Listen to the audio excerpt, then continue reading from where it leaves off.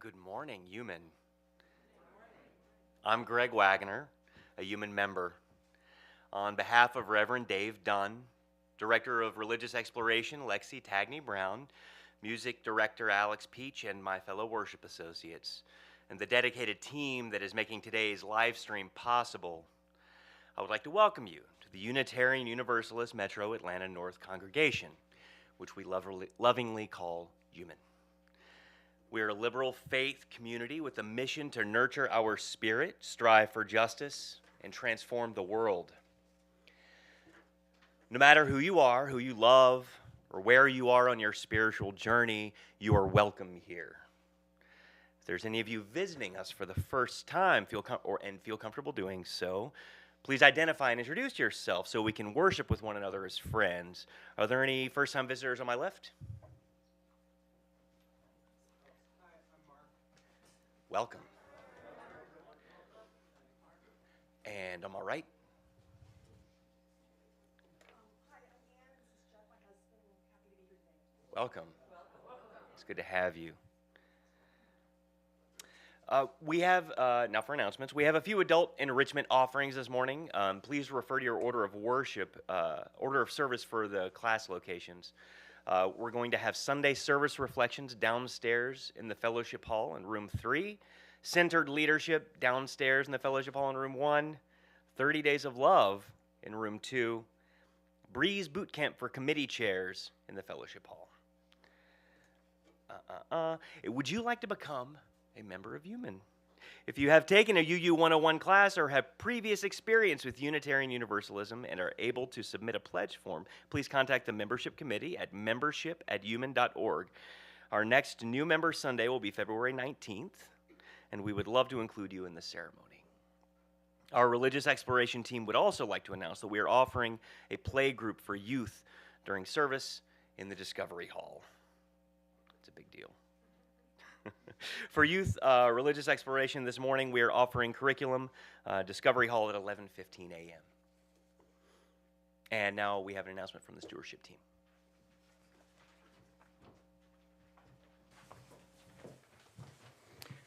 Good morning, everyone. We're your 2023 stewardship team, and we'd like to announce that as of today, stewardship campaign is getting underway for this year. So this is the time when all our members and friends will be pledging their financial support to UUMAN for the coming year. And your generous pledges make up the majority of our church budget, and that allows us to keep our campus running, keep our wonderful staff happy and paid, and furthers our mission and our vision out in the broader community. Our theme this year is Stewardship Your Way, Reconnect and Recommit. While you will hear more about the pledge campaign from different people this week, today we wanted to take you through a brief plan and timeline of events. So, excuse me, I have a question. Okay, we're gonna hold questions till the end, but seriously, go ahead. Well, you said stewardship your way. Now, Ann and I are usually out on the town True. partying every weekend. It's true. So we won't have time, we won't be able to attend any evening events. So I just want to know, is there something for us? Yes, actually, yes, there is. Anything at all? Mark your calendar right now, Dirk and Ann, and everyone else in here, that we will be having an event from 4:30 to 6 o'clock next Saturday, February 11th. You'll be out of here in time for your partying, your nighttime partying. And it will be live bluegrass, and we will have wine and cheese, and we're going to have some exciting mocktails, right, for those of you who don't want to imbibe. And we're going to have snacks and music, and we hope you all will be here for that. There's another question. Okay. So, you know that I'm kind of shy. I like to stay home. I don't really like to go to events. So, is there anything for people like me? Thank you. Okay, Miriam, yes, there is something for you. We will have sandwiches after service on February 26th. You can stay after second hour, grab a bite. hear a little bit more about stewardship, and you won't be in the party atmosphere that I know you like to avoid. I have a question. I really like hanging out with the young adults in our congregation. Is there anything for me? Really, Mark Wheeler? The young adults. Yes, actually there is. All the young adults, and maybe people who identify as young adults, are welcome to hang out for pizza and game night on March 9th. Excuse me. Yeah? Yes, Shelley. I'm new here. I don't really know about this whole pledging thing, and I don't know who to go to with my questions or my concerns. Do you have anything for me? Yes, well, first of all, welcome to UUMAN. We're so glad you're here. We hope you find a spiritual home here. And a member of the stewardship team is able and willing and happy to meet with anybody virtually, in person. We'll take you out for coffee. If you have any questions or concerns or just want to talk about stewardship, contact one of us and we can do that. So as you can see, there will be many ways to participate in this year's events. So be on the lookout for some additional information coming through UUMAN announcements email that will provide you some more details in your pledge form. And it will also talk about some volunteer opportunities that we have throughout the congregation. March 19th is going to be our deadline to have all of our pledge forms in. And in the meantime, if you have questions, you can contact any of us. And we look forward to working with you, doing stewardship your way. Thank you. Yay, stewardship!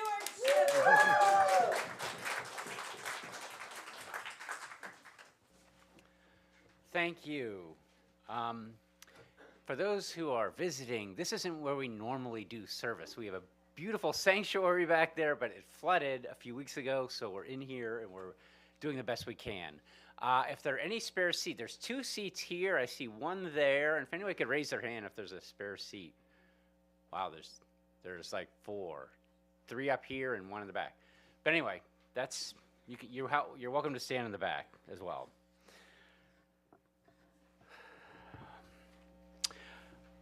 February 7th, this Tuesday, is National Black HIV/AIDS Awareness Day. It was first observed in 1999.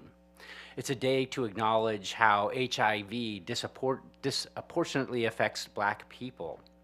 Black communities have made great progress in reducing HIV. The National Black HIV/AIDS Awareness Day is an opportunity to increase HIV education, testing, community involvement, and treatment among Black communities. I just wanted to mention that. This was coming up this week, this Tuesday. This morning's call to worship is by UUA co-moderator Meg Riley. The UUA moderator is the Chief Governance Officer of the Unitarian Universalist Association. She chairs the Board of Trustees. It is a volunteer position. She is a minister in our denomination. She writes, "Our theology is deeply incarnational. Our faith and spirituality are based in earthly, this world, daily engagement with the holy. Each night, a child is born holy, we say, rather than locating holiness only in the birth of Jesus.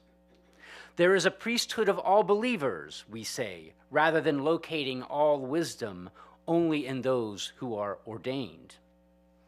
Unitarian Universalists understand salvation to take place not in elsewhere after we are dead, but in our daily choices today, in this world. The world is not an evil, sinful place we would be lucky to leave for some pure, godly place.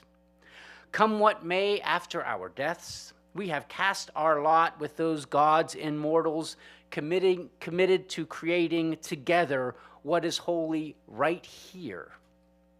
In this incomprehensibly beautiful, horrifically broken, frighteningly vulnerable, miraculous place we call home. Welcome, and now let us light our chalice together.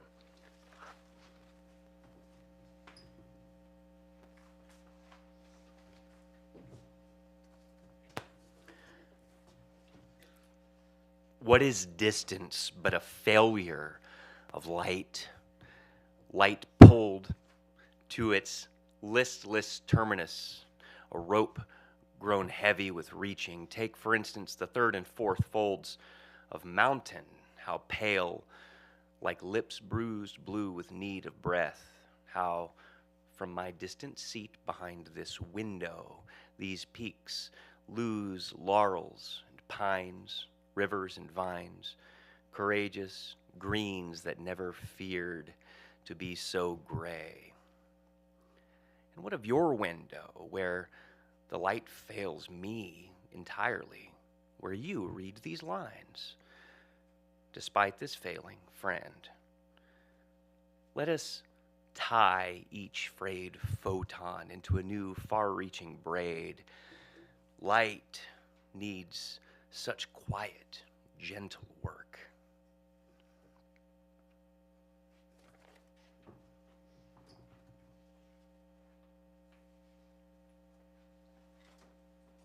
Please rise and join in singing hymn number 1000. 1000 in your teal, soft hymnal.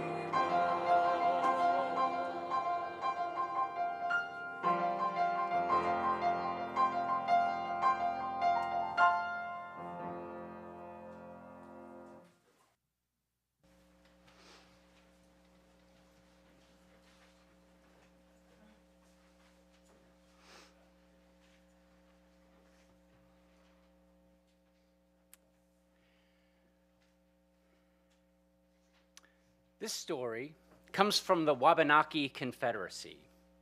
Wabanaki is translated as people of the dawn, or Easterners. The Wabanaki people lived in what are now the Canadian maritime provinces of Nova Scotia, Prince Edward Islands, and New Brunswick. Also, some lived in Quebec and even in Maine, Vermont, and New Hampshire. Now, as in many First Nations and Native American stories, the main character is often like a hero trickster. In this morning's story, the hero trickster, is his name of the Wabanaki people is Gluskanba, which is very hard for me to pronounce. Gluskansba.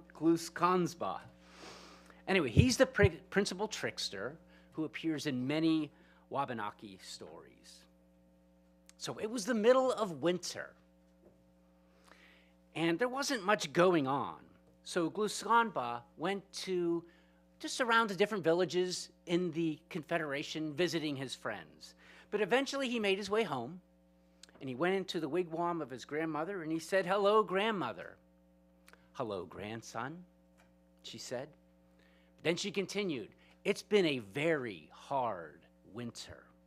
The snow is so high, it is at the top of many trees. Many people have died." Gluskanba then said, "I'd like to go visit Winter. Winter has too much power. Winter has been too hard on our people. But before I go, please tell me, grandmother, where does Summer live?" "Summer lives in the south," she said. "But don't go and visit Summer, because Summer is guarded by 7 crows. And each crow, if you try to get close to Summer, a crow will come down and bite your head right off. So don't go visit Summer." So then Gluskanba said, "Grandmother, can you make me 7 large balls made out of rawhide?" Grandmother did. He put the 7 balls of rawhide in like a backpack, took 2 pairs of snowshoes, and began walking south.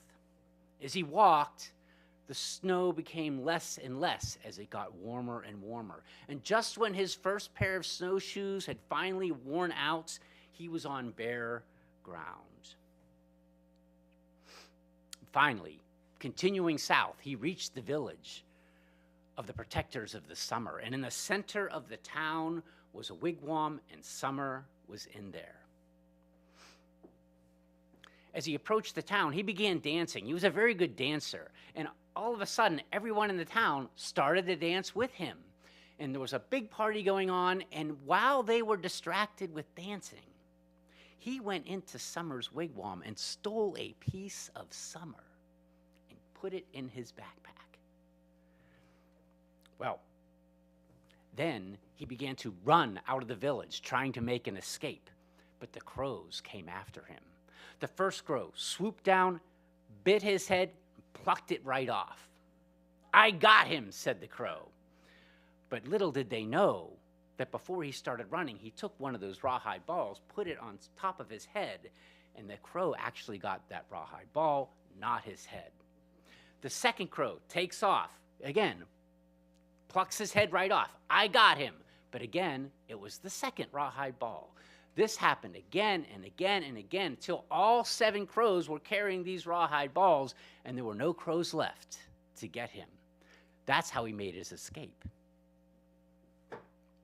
Eventually, making his way northward, he came to snow again, put on a second pair of snowshoes, and continued on north. Until finally he arrived at where Winter lived. His second pair of snowshoes had just worn out. Now, Winter's house was made of ice, and Winter sat inside. He had an icicle for a nose. His hair was made of snow. His fire, he had a fire, but it wasn't a fire that gave off heat. It was a fire of glittering frost. Gluskanba entered his house, his ice house, and immediately the door shut behind him and locked shut. There was no escape. Gluskanba greeted Winter. "Grandfather Winter." Mockingly, Winter responded, "Grandson, you are very cold." He responded, "No, you are very hot." "No, you are very cold." "No, you are very hot." Then Gluskanba took Summer out of his backpack and sat it next to the frost fire. Winter said, "You are freezing." "No, you are melting." "You are free." And that's all Winter could get out because his icicle nose fell off. The frost fire went out. His hair of snow melted. His arms and legs began to melt. The ice house, including the door with the lock, melted away. And where the frost fire was, flowers began to appear. Gluskanba simply got up and left. No need for snowshoes. Spring had come. Now, this past Thursday was Groundhog Day. And apparently, Punxsutawney Phil saw his shadow, meaning that there are 6 more weeks of winter. But what the groundhog didn't know this year was that Gluscamba visited winter once again this year with a piece of summer. And we will only be having 2 more weeks of winter.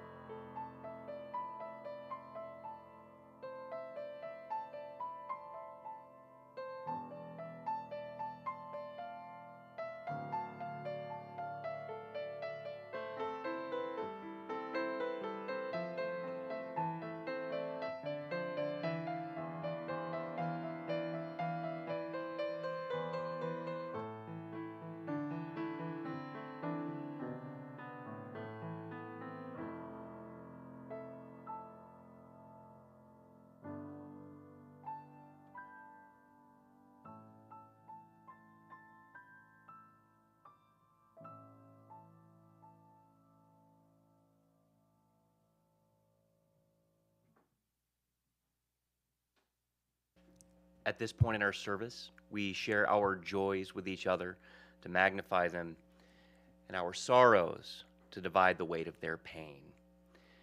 If you are so moved, please feel free to come forward, drop a pebble in the bowl, and express a joy or sorrow that you may have. For those of you attending via our live stream, if you have a joy or sorrow that you would like to share this morning, please type it in the chat.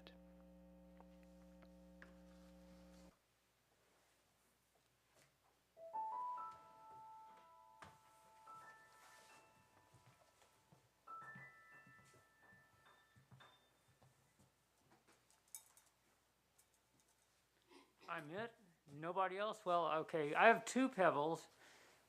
First one, many of you are, I'm Dirk Bender, by the way. Many of you know that I had a very long, intense health problem. It was due to fungal pneumonia.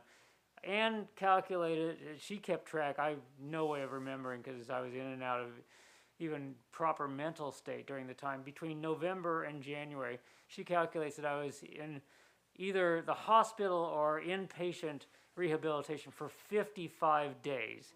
Not all consecutive, but many of them were. And that pebble is for my absolute joy at the support that I received from this community.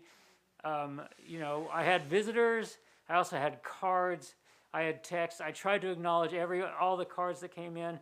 If I didn't and you're here, thank you so much. It meant so much to me, and it certainly helped with my recovery. I feel like I'm about 90% back. This other pebble, if you'll indulge me, I'm sorry that I'm going on for as long as I am, but there's just no way to tell this quickly without just saying, first off, I assume you're familiar with, well, we have to write this down and document this, because what if I get hit by a bus? You know, and I'm gone. And it's just an expression, right? It doesn't really happen in real life. Except I was feeling better, and I decided I was going to go walking in downtown Sugar Hill. Now, I don't know how many of you have ever been to downtown Sugar Hill, but right across the street from the town hall is a sidewalk, crosswalk, clearly marked. Really, the drivers there know pedestrians have the right of way. There's a school bus, comes to a complete stop, signaling to make a right turn. I'm in the crosswalk, and I'm still a little wobbly on my feet, right? And I start walking. I assume, you know, the school bus sees me, right? Not going to just drive right into me. And starts turning. Just as I'm there, I barely missed that thing. Now, I'm still a little wobbly on my feet, and I fall. Bang my knee. Bang my wrist. Now, Last summer, I broke my wrist and it was out of commission for 6 weeks. I thought, no. The bus driver sees what happened, stops immediately, gets out, helps me to my feet. And I felt okay. I think I'm all right. By that time, 3 construction workers had run across the street and come to help me. And I said, I just need help getting to my feet. Fine. Back up. But the wrist was very bad. It's actually completely healed. I'm back now. But I dang near got hit by a bus and killed. And that pebble is for the joy that I survived. I'm still around to talk to you because I totally could have knocked me over and killed me. So that's my joy. Thank you all so much.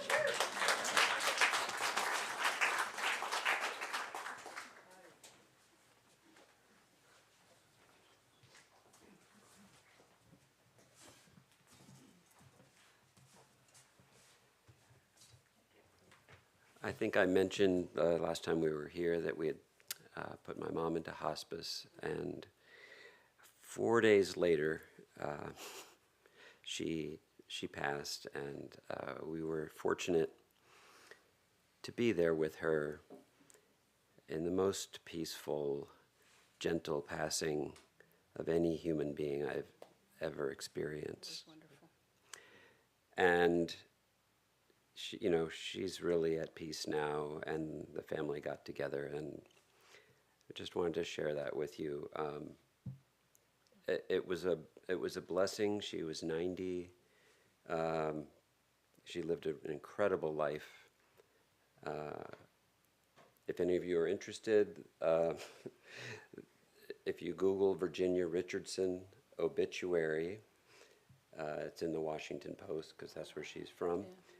Yeah. It comes up like right away. She was a lifelong member of the UU Church in Bethesda, Maryland, and I won't go on with the story of her life. It was just a joy that we could be there with her at the end. And yeah, I just wanted to add, in the time that Andy and his brothers have been grieving and putting together the obituary, it's really struck me how much of her life was about Unitarian Universalism, and I really feel like being here is honoring her as well. She was so active in so many things and lived alone for many years, and I don't think her life would have been anything as satisfying as it was for her if it wasn't for the church. So that's just something I wanted to share. okay.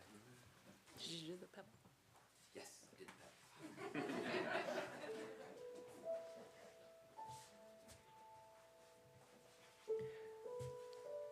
From the live stream, Randy Blash says, I have a sorrow that I'm supposed to be traveling to Chicago today for school, but I tested positive this morning for COVID. I feel fine, but sad I can't be with my classmates in Chicago this week.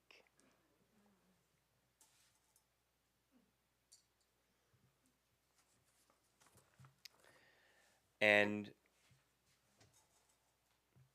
one final pebble for all those joys and sorrows, still too tender to escape the folds of our heart. Let us keep one another in our thoughts for the coming week.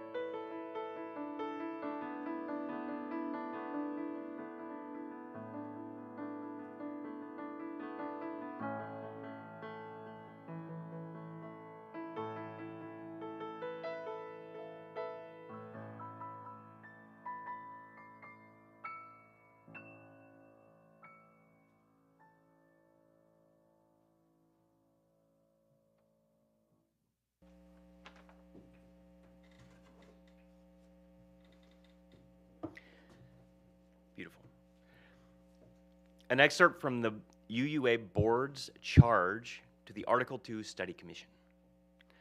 The new principles and purposes should guide us in the transformation of ourselves, our communities, and our faith into active networks of collective care, restoration, and justice.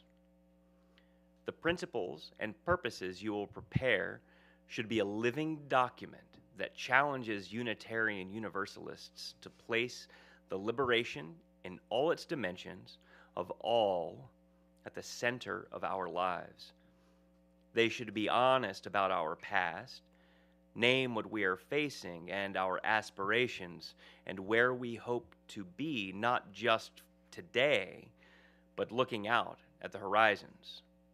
They should ask us to choose love in action as the path forward.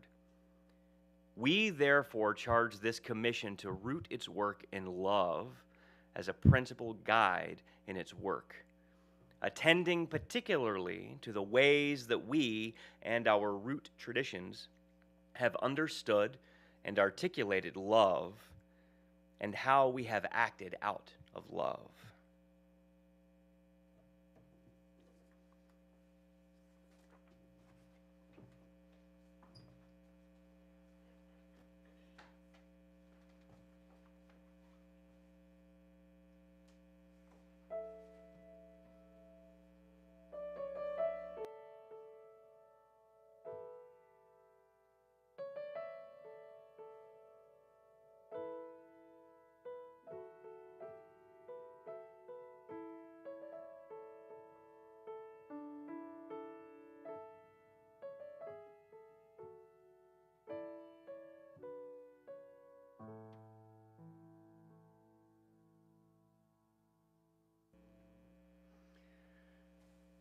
Justice, equity, pluralism. Just what is justice? And what is equity? What is pluralism? Well, when they're, not to be humorous, but in their most basic sense, they're words, often printed on a page. Words and language are beautiful in that they allow us to communicate. Yet words and language have significant limitations. Your and my meaning of the same words might not necessarily be the same. Actually, they're more than likely not to be the same. Who gets to say what words mean?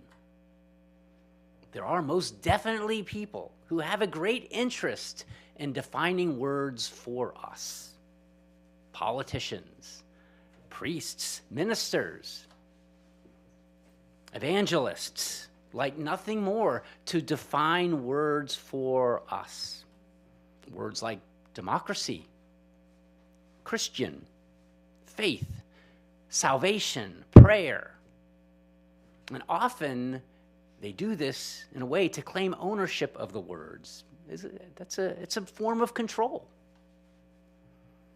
For example, if I ask, "Are you a Christian?" your answer will likely be based on how others, not you, have defined that word Christian.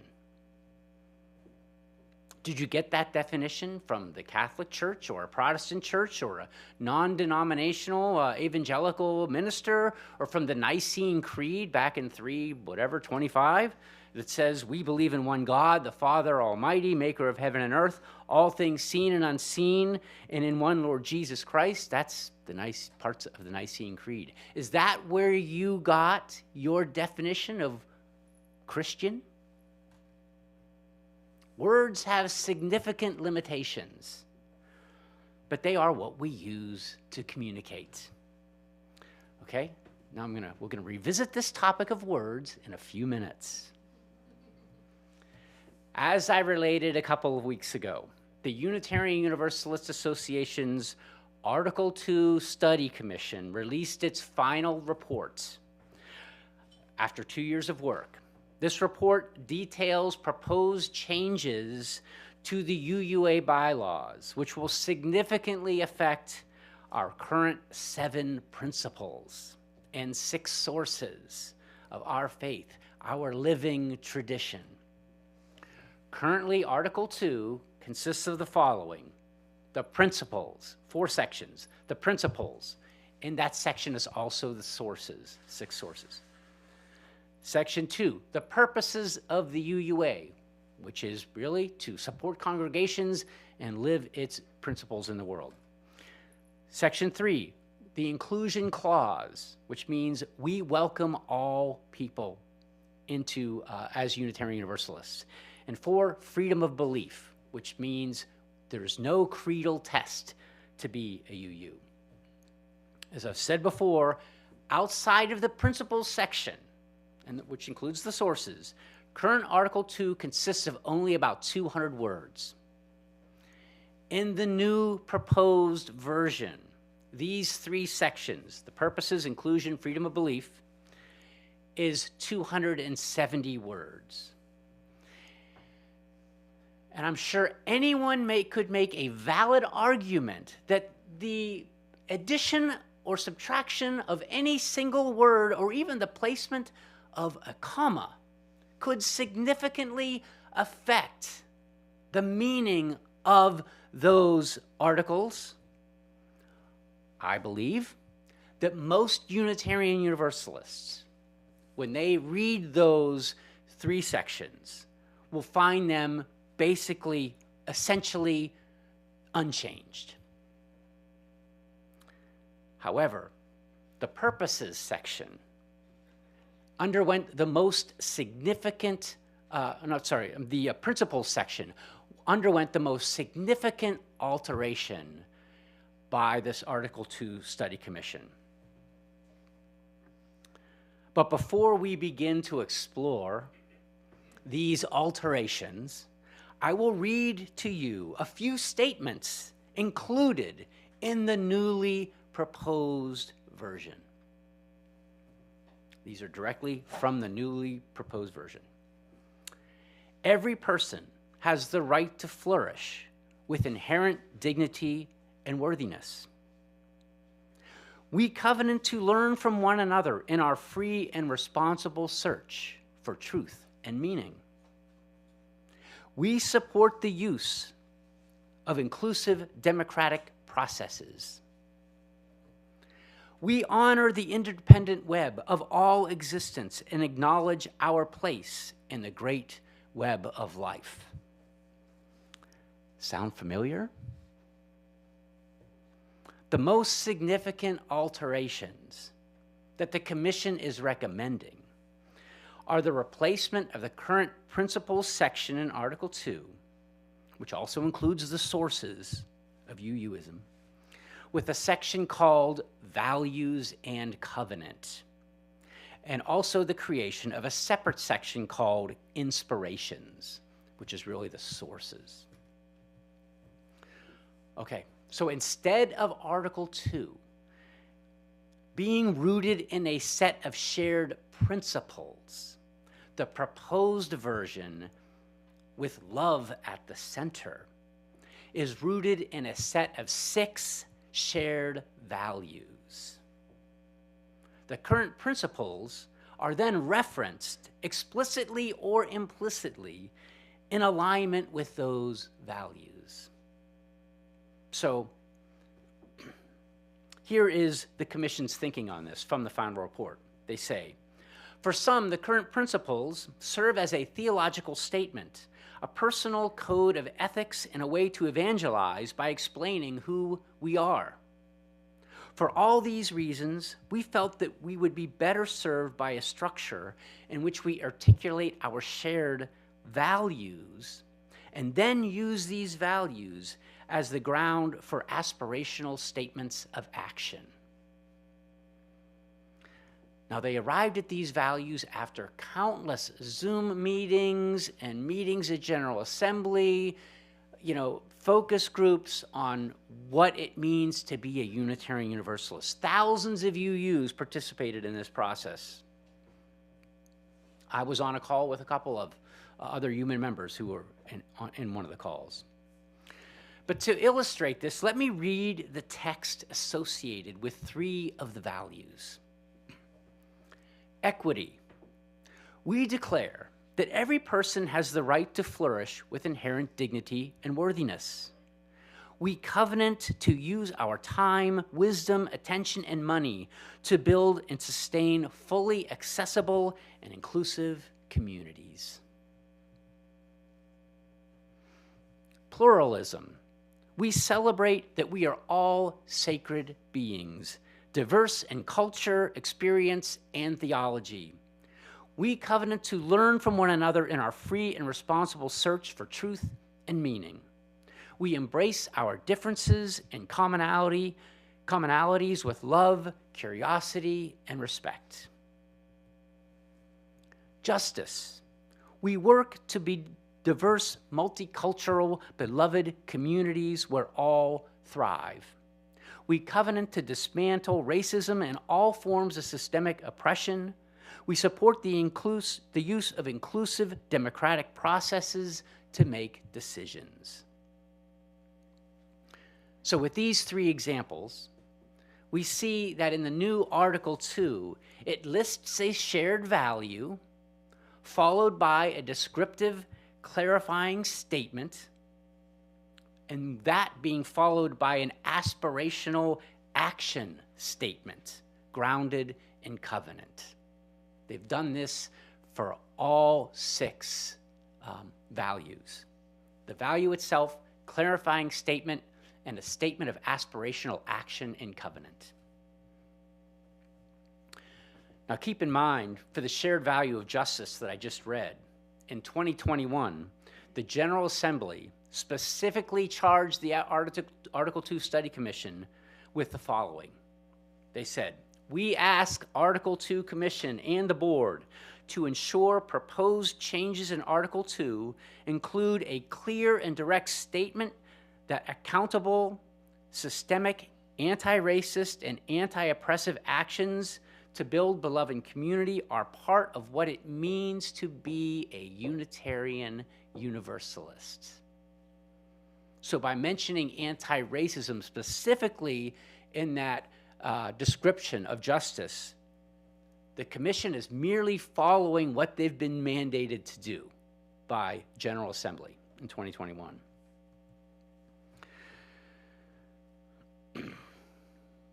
In the proposed Article 2, the principles section is essentially reimagined as a values section, with the value of love at the center. There actually is a visual for it. It's not just words, there's a visual. I think that's going to be actually a part of it. The visual was part of Article 2, which I think is pretty cool. But the value of love at the center, and then there's 6 proposed shared values. I've already mentioned 3: justice, equity, pluralism. The other 3 are generosity, transformation, and interdependence. So you may ask, yes, but what do these words mean? How do we define these words? The short answer is we don't.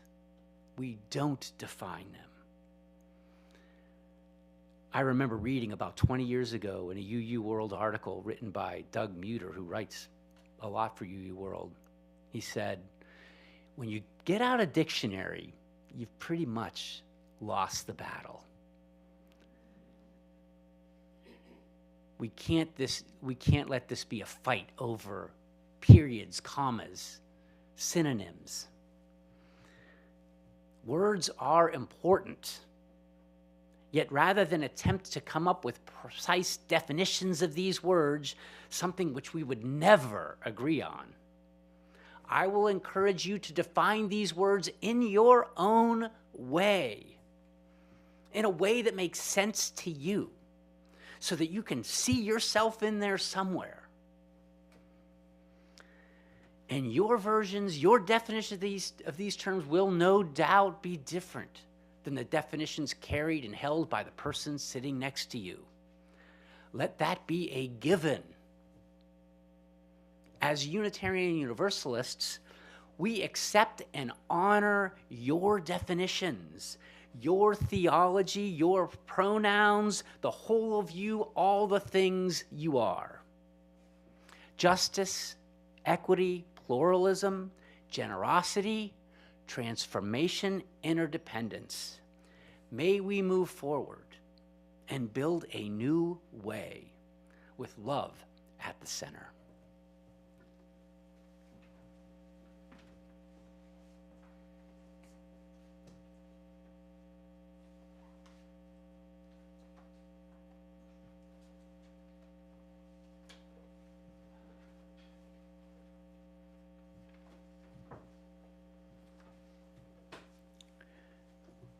In an effort to fulfill and further the vision and mission of this congregation, we ask that our members and friends share of their time, treasure, and talents. With this, we will now take the offering. You may also give using the Givelify app.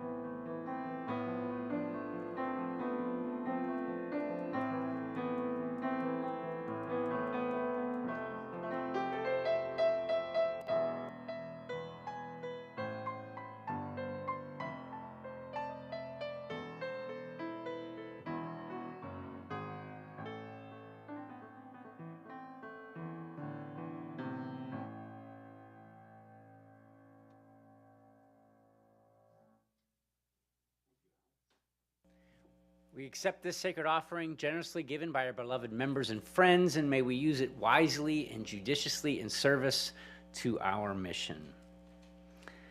Please rise in body or in spirit for the singing of our closing hymn, number 1017, Building a New Way.